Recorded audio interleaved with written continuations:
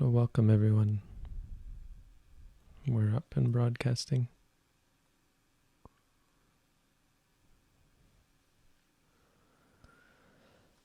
Again for meditation Q&A session, which means we're here to answer questions about meditation, specifically the meditation in our tradition. So if you're new to this tradition, I recommend that you read the booklet that we have on how to meditate. If you're looking to do a course in our tradition, you can do an at-home course right now. You sign up on our website. The link to this is all in the description to this video. It's all free. We don't charge for anything. Today is the full moon, the second full moon in October, I think. It's a blue moon. Not that that really means anything. But the full moon is traditionally a time of increased practice and study and teaching in Buddhism. So this morning I was invited to take part in a online meditation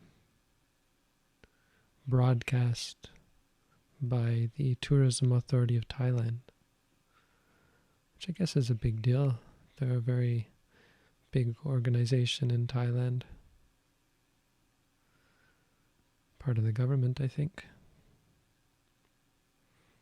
Anyway, they were very kind and very happy to have me, so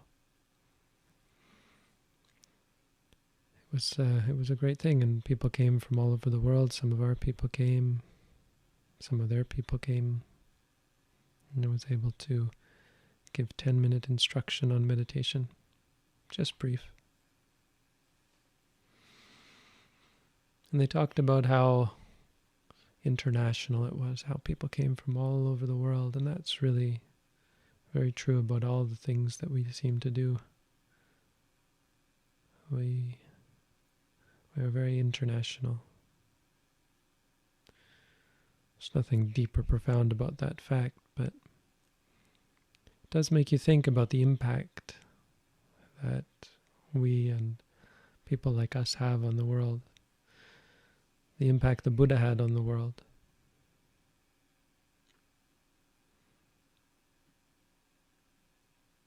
Yeah, there's a claim that Buddhism has results that you can see here and now. I wonder what the results of Buddhism have been for the world. We talk about the impact that certain inventions had. What was the impact of the wheel or fire? What was the impact of electricity? What's the impact of mindfulness? Well, the first is mindfulness. Mindfulness in the world. We have a world where we got to believe that to some extent, mindfulness is more valued than it was before the Buddha came.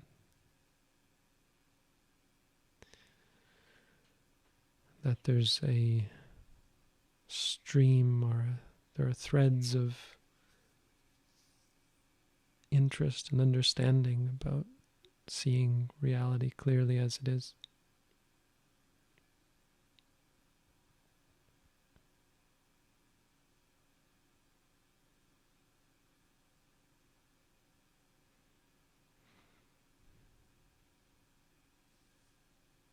That's the first benefit of mindfulness is mindfulness itself, that we have a better sense of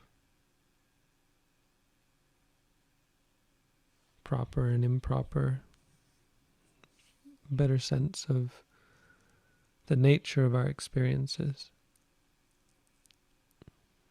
We have a better grasp on the nature of things, the quality of our experiences, the quality of our reactions, quality of our interactions. So we make better decisions because of the Buddha's teaching.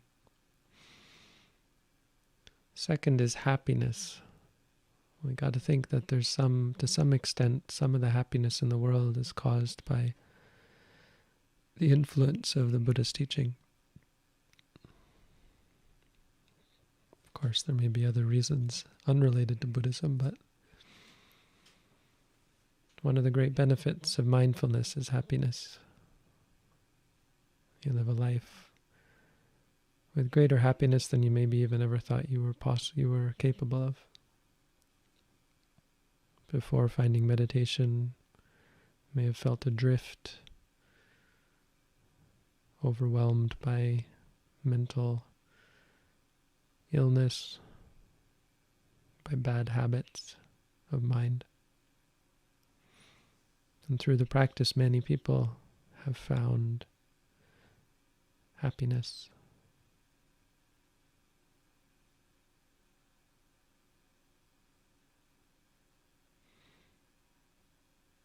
The third benefit is the benefit that comes not just in this life, but the benefit to our stream of consciousness from life to life. Meaning some of the benefits that came even in the Buddha's time, we might still be feeling as beings who have been born again and forgotten ever meeting the Buddha or ever learning his teachings, but with a sense of ethics and morality, a sense of wholesome and goodness.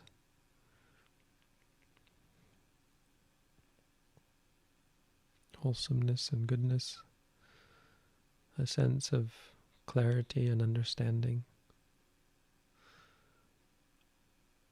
One of the benefits of Buddhism is the depth of its effect on the mind. And so even though you may not become enlightened in this life, the qualities of mind that you have developed through meditation, even when it's challenging, especially when it challenges you, they continue on life after life.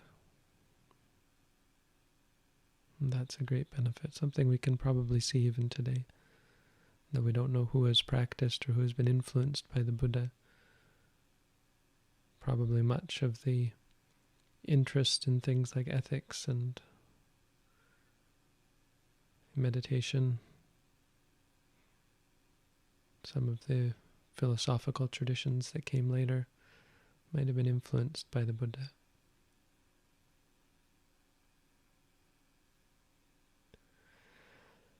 And the fourth is the ultimate peace that comes from the Buddha's teaching.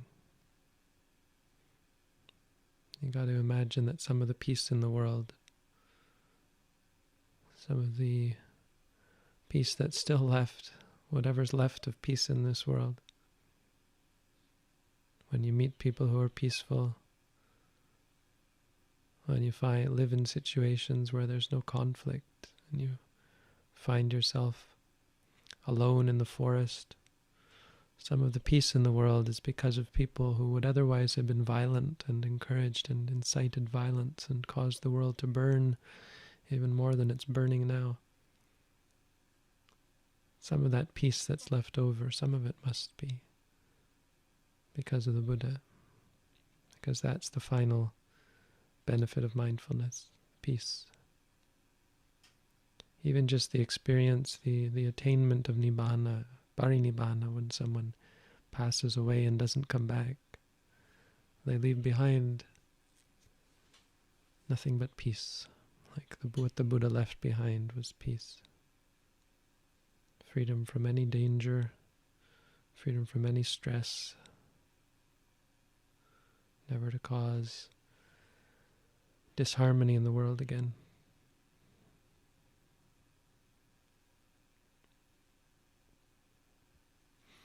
So this is what we're doing in the world. We may never be able to pinpoint how we've changed the world. And ultimately the changes are going to eventually make way for future things.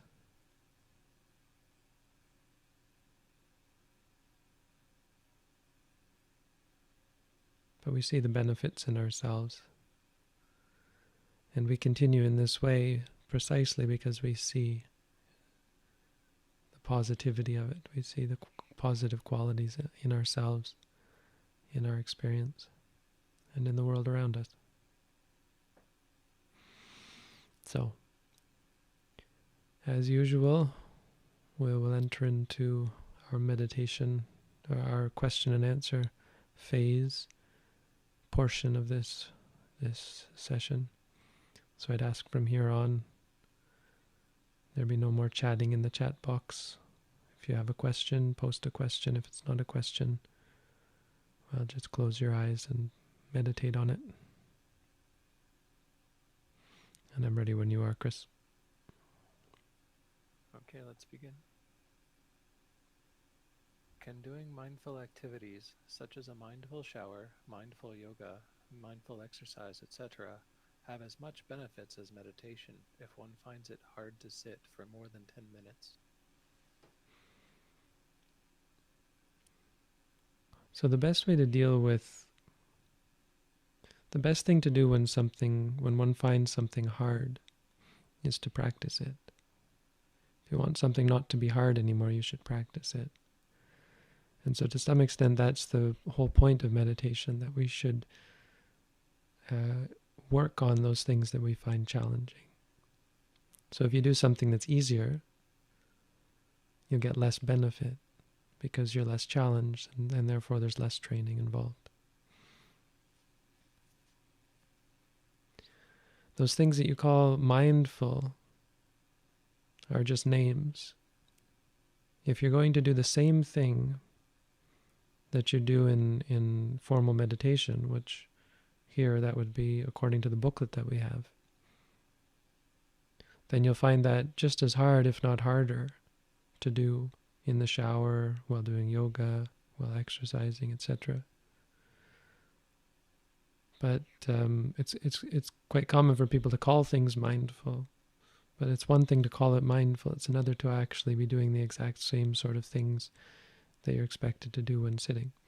That being said, it may be easier because, well, it's probably easier because of that, because you're less, you're feeling less confined by the practice, and because there's a diversity that keeps you interested and so on. And that's the whole point of doing the walking, is because there's not the walking and sitting is because there's not the diversity, and so it forces you to confront things like anxiety, restlessness, fatigue, liking, disliking, etc. Boredom even. So the challenge is good for you, basically.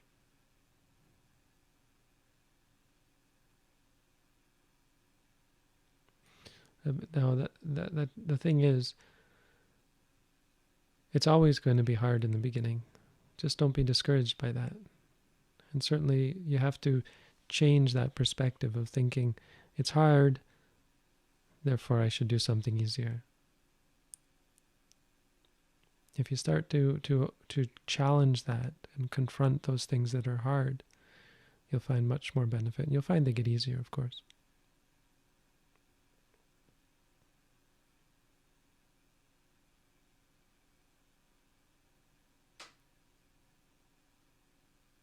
What would be the best practice for one who couldn't concentrate properly because of debilitating brain damage? Well, we're not too concerned with concentration. There's no properly concentrate. Properly concentrating is to note something. If you can recognize something as it is, I mean, if you have enough mindfulness to type out that sentence, you're okay to practice. So just being able to recognize things, that's all that's required. The best practice, I would still say, is according to the booklet, according to this teaching. I mean, you're just asking me, this is the tradition I recommend.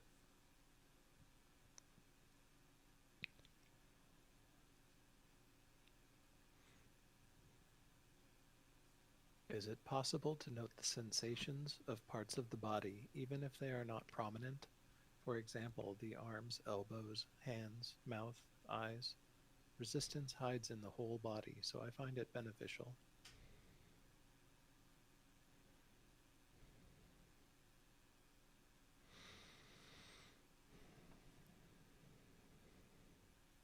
Hmm.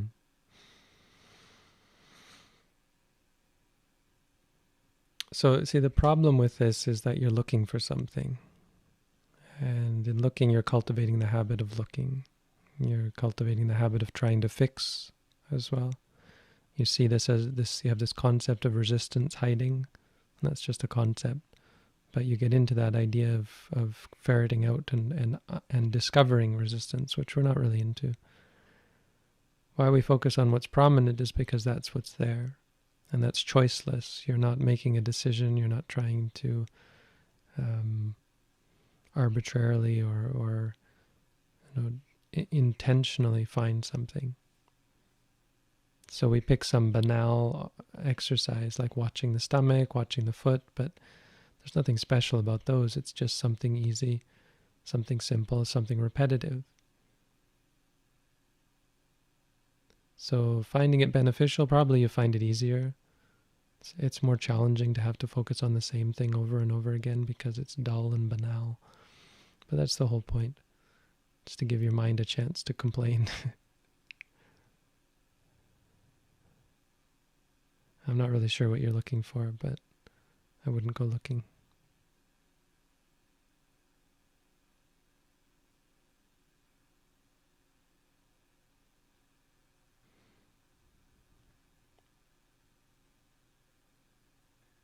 How do we verify if we are doing sati or samma sati? Well, samma sati is the last moment of consciousness before Nibbana. It's called samma sati because it has the other 7 factors combined. There's nothing different from that and other kinds of sati. It's just perfect at that point. All the 8 factors come together and you call them samma. Sati means to remember. So in the context of the preliminary path, before you reach the Eightfold Noble Path, it involves mindfulness of the present, remembering the present. It's not actually mindfulness, that's not the best translation, but it means to remember. So if remembering the past, remembering things you have to do in the future, that's sati, but it's not according to the practice. So remembrance of the present, that's sati. When you experience something and then you remember it for what it is, rather than getting lost in reaction, that's sati. How do you know that you're doing that? I mean, to that extent, in that sense, it's not really something you have to ask whether is this right or is this wrong. It's right if it's like that, if it's reminding you or remembering something just as it is. That's sati. So how you can tell that that's right sati, or how you can tell that it's a good thing to be doing, because it is right sati. But how do you know? Can you confirm that? You can confirm that because of the results, of course. When you do that, you'll find that you're less reactionary. You're better able to see your reactions. Everything becomes clearer. You're much more present. And you start to learn about how your mind and your body work together. Just the clarity, really, because that's what mindfulness leads to. It leads to Vipassana. Sati leads to Vipassana. Vipassana means seeing clearly.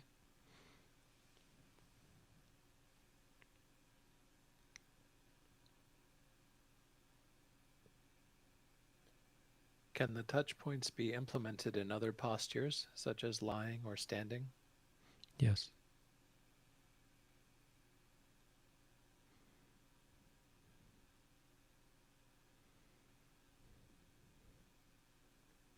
I have achieved success in an exam. However, I haven't been able to come to terms with it, and now I'm concerned about the upcoming exam. It feels like a vicious loop. Meditation isn't helping.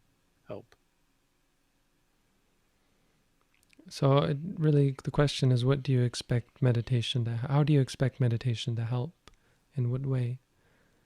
Because if it's not helping, then either A, you're not doing it right, or B, it's not supposed to help with that in the way that you think it is. What meditation should do is initially, it shouldn't do anything besides helping you to see your qualities of mind, to see experiences as they are. Now, seeing experiences as they are seems like a pointless task because it doesn't change anything, right? When you're stressed, you just know that you're stressed. Okay, so I know that I'm stressed now. How does that help? But it actually is that which helps the most. It's the only thing that helps on a very real and basic level because it's clarity. It's vision. It's seeing things as they are. When you see that things are stressful, when you see that things cause experiences and reactions cause you stress, that's all it takes to change your mind, to change your habits. And the more clearly you see things as causing you stress and suffering, the weaker and the weaker is your attachment and your inclination towards those things until your mind completely lets go of them. That's all it takes. So meditation only helps you to see things clearly and not react. See things clearly and cut off the chain of delusion and reaction. It won't help in any other way. It helps you be more patient, and it requires you to be patient. You can't just do meditation and then think suddenly everything's going to be perfect. That's not how it works. You have to do meditation as a means of letting go of expectations for things to be perfect or this way or that way. Letting go of your ambitions and so on. So for things like exams, there's lots of worry, stress, fatigue even, headaches, that sort of thing. It's not going to make any of that go away, but it's going to help you see it more clearly. Once you see it more clearly, you will see it become better. It will go away. It'll go away because you stop feeling it. But you need to have that ability to understand that there's a disconnect. Meditation doesn't directly make things better. It helps you see what you're doing wrong. That's what meditation does. The doing things right comes through the knowledge of what is the wrong way, basically.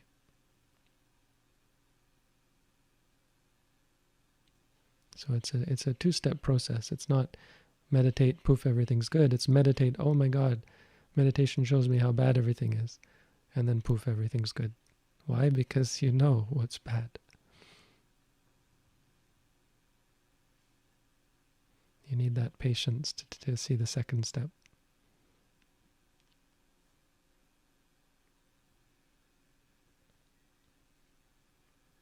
Does even the rising and falling of the abdomen need to stop being perceived for cessation/Nibbana to happen? When cessation happens, does the noting continue? Is one aware? So for cessation to occur right before the cessation, no, there has to be the perception of something, because otherwise it would be cessation itself. Cessation in terms of Nibbana means cessation, so there would be no arising of awareness. There's no arising. So awareness is an arising. Awareness is something that arises. Noting is something that arises. So none of those things would exist there.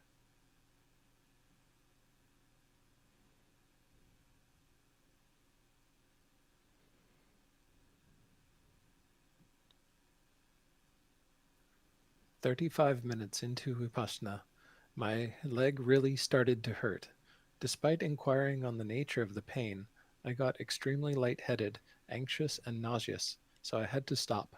Any reason for this?" I don't know if you've read our booklet and what you mean by Vipassana, but I'd recommend, if you're interested, in my opinion, to read the booklet. It might give you some insight in a different way to look at it. But we're not into investigating, what did you say, investigating the nature of the pain, inquiring on the nature of the pain. That's not what we're interested in. We're just trying to remind ourselves that it's just pain so that we can see it just as pain. It seems, anytime I say that, I know that it sounds like I'm saying something useless or meaningless. It's like an absurd thing to do. Like stating the obvious, basically. Yes, I know it's pain. How can I get rid of it? That's the problem. The problem is you've forgotten. You've lost track of it as just pain. If you were to stay with it as just pain, there would be no need to find an answer, to find a solution, because there's no problem. There's only pain. So when we say to ourselves, pain, pain, we teach ourselves a new way to look at it as just pain. And when you stay with it, that's mindfulness. When you really just see something as it is. And that leads to clarity of vision. It leads to a new perspective where everything is just seen as it is. And you have this clarity where your whole experience is just one of presence. So same when you feel like lightheaded, anxious, nauseous, none of those should make you stop because they're all just more experiences that you can note. If you feel anxious, you say anxious, anxious. If you feel lightheaded, you might say feeling, feeling, or lightheaded. If you feel dizzy, maybe. If you feel nauseous, you just say nauseous, nauseous. If there's disliking, you note that as well. It might be that the way you're practicing is not according to the... It sounds like it's not. And that's probably a reason for all the negative reactions.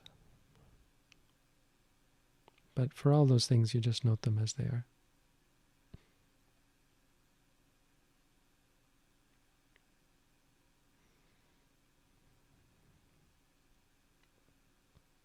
How do we note the cessation of consciousness? You don't. Well, you don't note in that way. Noting is not like that. Noting is noting as something. Now, you can be aware of the cessation, and you're constantly aware of it, because it's kind of indirect, but you notice that the consciousness is arising and ceasing. Like you'll be thinking one thing, and then suddenly you're thinking something else, or so on. As you progress in the meditation, you'll see arising and ceasing. But we don't note ceasing or arising, we just note the thing. Like if you're thinking or aware, if you're aware, then you might say aware. And then you'll see it ceasing as well.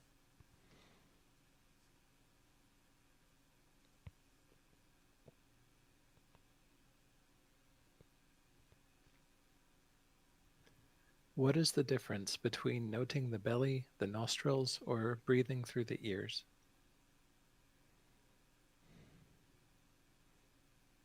Well, basically I tell you to note at the belly. It's not technically any difference. I've never heard of breathing through the ears, but I'm not sure if this person is just being funny or what. Maybe you're referring to the sound of breathing. Is that a thing? Not one I've practiced, Bhante.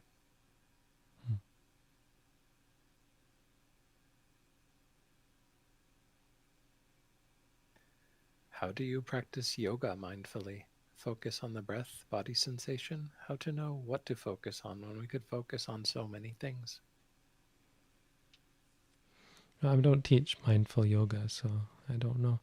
But based on the fundamentals, you note the movements of the body, you note the postures of the body. If you're standing, walking, sitting, lying, you note that. When you move or bend or stretch or push or pull, you note all that. When you feel tension or pain, you note all that. When you feel liking or disliking, happy, unhappy, and so on. Calm, you note all of that. How to know what to focus on? Well, in when you're not doing formal meditation, you can focus on pretty much anything. One good base is the body again. So focus on the posture of the body, walking, standing, sitting, or lying. And then the movements of the body as well. And that if something distracts you from that, note it. When it's gone, go back to the body.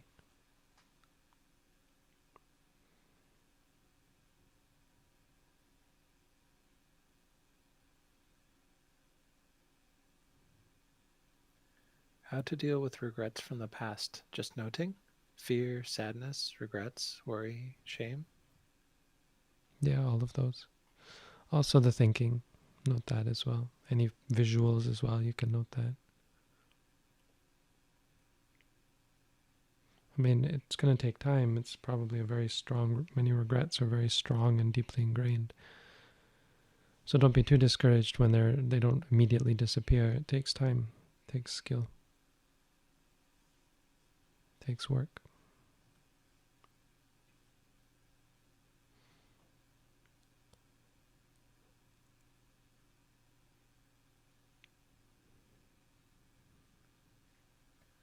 Noting the breath is preventing me from correctly seeing what thoughts and feelings I have.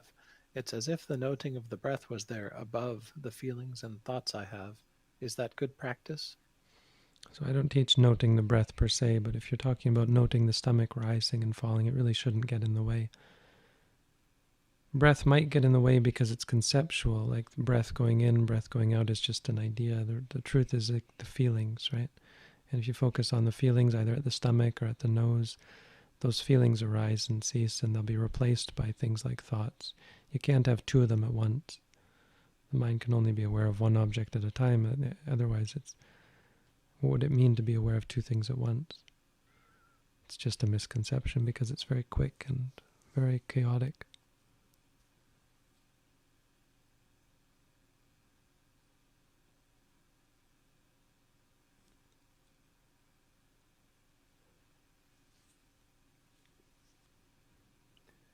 Any suggestions on how to stay mindful during daily life and not just when meditating? Practice, practice, practice. There's not much more to it than that. Try and do some formal meditation every day. That's a support for your daily practice. But it can take a long time.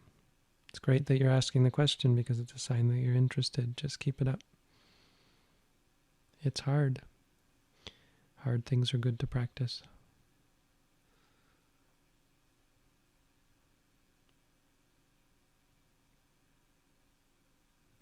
What to do if you find out your parents have been lying to you for a long time?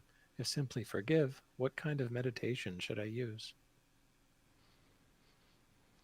Well, forgive in this perspective means let go of the anger and any kind of sadness or feelings of betrayal and so on. That's all that's required as far as forgiving. You don't have to particularly say anything or take any view of forgiveness. You just have to let go of the anger. When you have no anger, then you just view it as it is. You have wisdom about it. These people did this thing and that was bad. Really, it's worst for them because it's very perverse to lie to someone. And then you have no problem with any kind of forgiveness. There are ways to reaffirm that, of course. You can forgive, like actually verbally say, I forgive these people, or you can ask their forgiveness and then forgive them and that sort of thing. But ultimately just let go of the negative states. There's a difference between forgiving and forgetting. It doesn't mean you have any connection with those people. If someone is a bad person and continues with bad behavior, it's better for both of you probably to have limited contact, or to limit your contact based on that.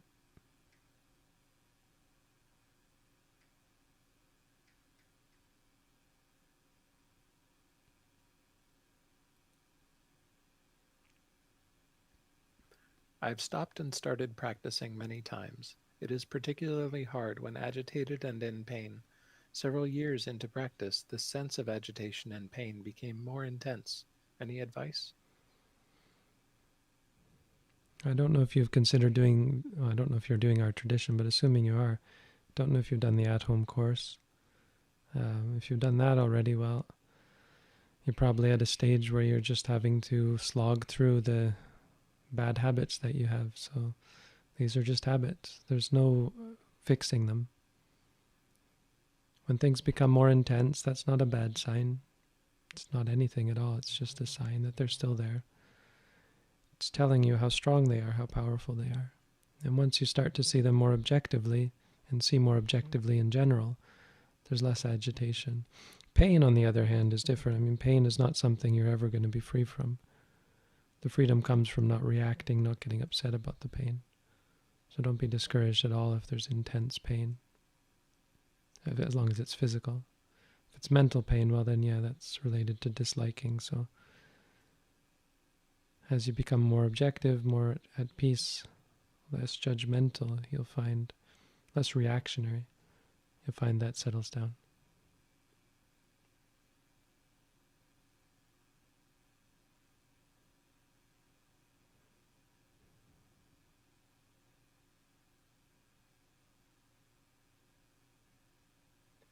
I noticed that defilements, such as paranoia, started arising again after a long period of not occurring.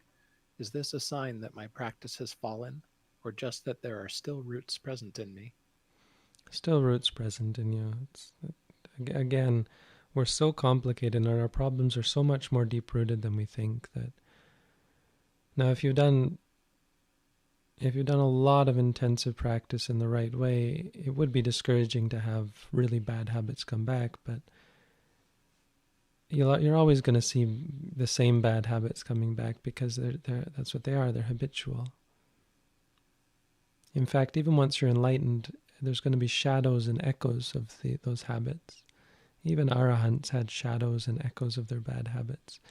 Just no more defilements, none of the things like paranoia. But even suppose someone with that problem were to become enlightened, they might still have thoughts that were related to the paranoia, but the thoughts just wouldn't make them paranoid. There would be no fear.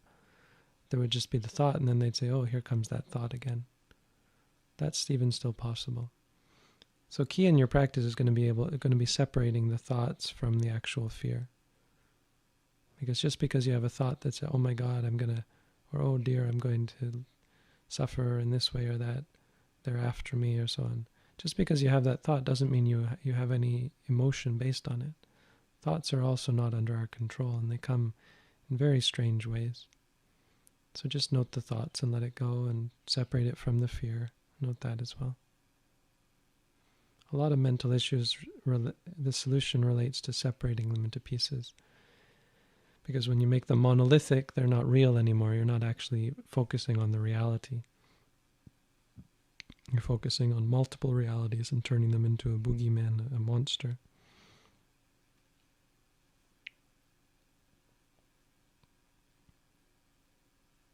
Deconstruction is key.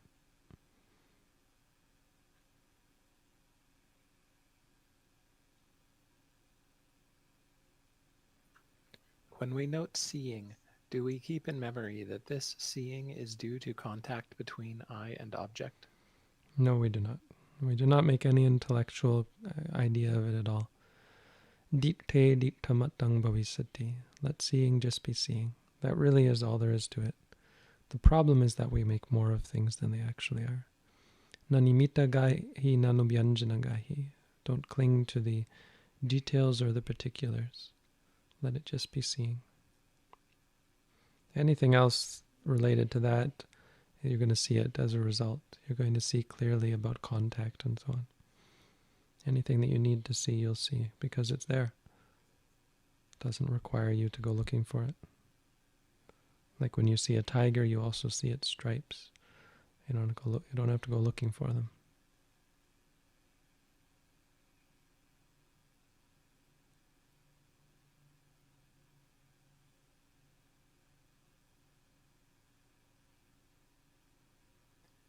What role does a philosophical contemplation play in a wholesome meditation practice? Well, it depends what kind.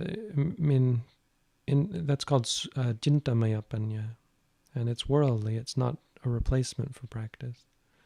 So it doesn't play any role in the practice, but in terms of supporting the practice, it can be useful. That being said, 99% of the time it's too much. It's not useful. You really don't need anything that we might recognize as philosophical. In fact, the only real thinking you need to do is putting what you've read and heard in a way that allows you to practice it. It's the step between hearing and practicing.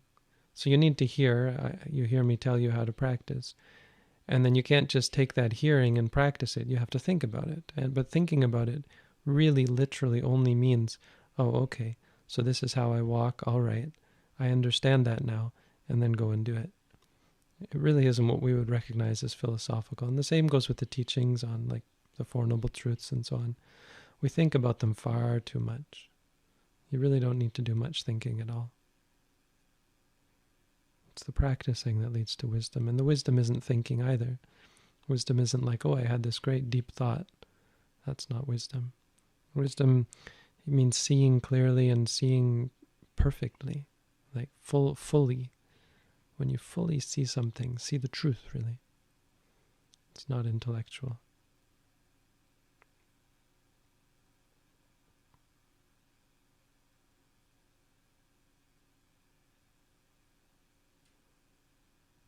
How do we fabricate and note equanimity? Well, if you're asking for tips on how to fabricate equanimity, don't do that. If you're asking how equanimity comes into being, that's not really important. I'm not going to get into it. How do you note equanimity as equanimity? If you're calm, you would say calm, calm. If you feel neutral, you can say feeling, feeling, or neutral, neutral.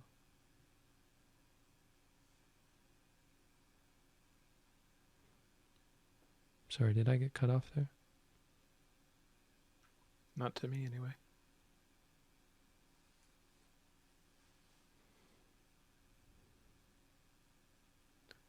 I find my awareness is more like a series of returns to the present moment rather than continuous awareness.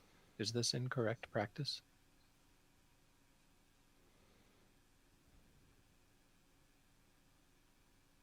Yeah, that's right. Coming back to the present moment again and again, moment after moment. And that's because there are other habits that are competing.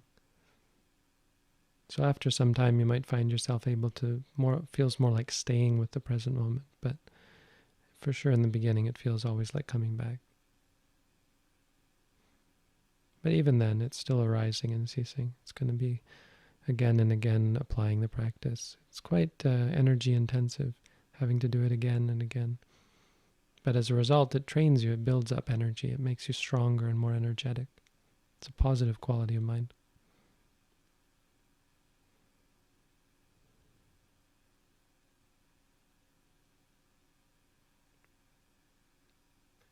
Is a moment where the mind knows clearly an object a moment of Nibbana? No.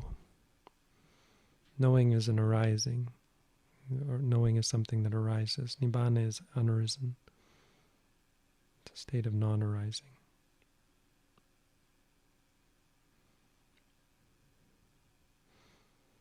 Have we done away with all the meditation questions?